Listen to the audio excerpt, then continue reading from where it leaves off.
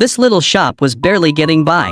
An old woman walked in. She tried the shop's dorayaki. She said the pancake part was okay, but the red bean paste inside was nothing special. The old woman left her own homemade bean paste. The shop owner had a sweet tooth. He had zero interest in red bean paste. The moment she left, he tossed it in the trash. Later, curiosity got the better of him and he tried it. The flavor totally blew him away. The owner's name was Nagar. He was in his 40s and lived alone. He had no family and no friends. He'd done a 5-year stint for getting into a violent fight. After getting out, he worked at this little shop. He had zero passion for life. He had no plans for the future. He just drifted through each day. Summer arrived. The old woman who made the bean paste showed up again. This time, Nagar offered her the job himself. Her job was to do the prep before opening. She could leave as soon as the shop opened for business. He would pay her the full wage. The old woman happily agreed. On the form, she only wrote her address. She said she didn't use a phone. Nagar noticed her hands were somewhat deformed.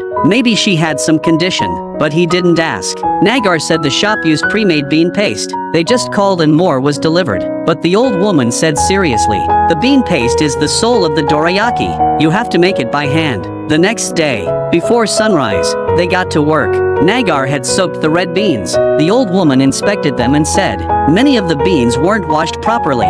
She was a perfectionist about every single step. The washing water had to be crystal clear. Only then could they start cooking. You had to add water gently and slowly. Nagar asked why. The old woman explained, every single bean is a gift. You have to treat them gently to bring out their best flavor. After 30 minutes of cooking, a fragrance rose from the pot. Nagar asked what to do next. The old woman looked inside the pot. She said it needed more time. A long while later, the old woman leaned close and listened to the pot. Then she lifted the lid gently. She was only satisfied when the bean skins were on the verge of splitting. Nagar thought they could cook them now, but the old woman started rinsing them again. The water temperature had to be just right. The water flow had to be a tiny trickle, letting the impurities wash away slowly. Then she put the beans back in the pot. She added the sugar, but she didn't turn on the heat right away. She said the beans and sugar needed to get to know each other. Turning on the heat now was too rushed. Seeing the opening time was approaching, Nagar started getting impatient.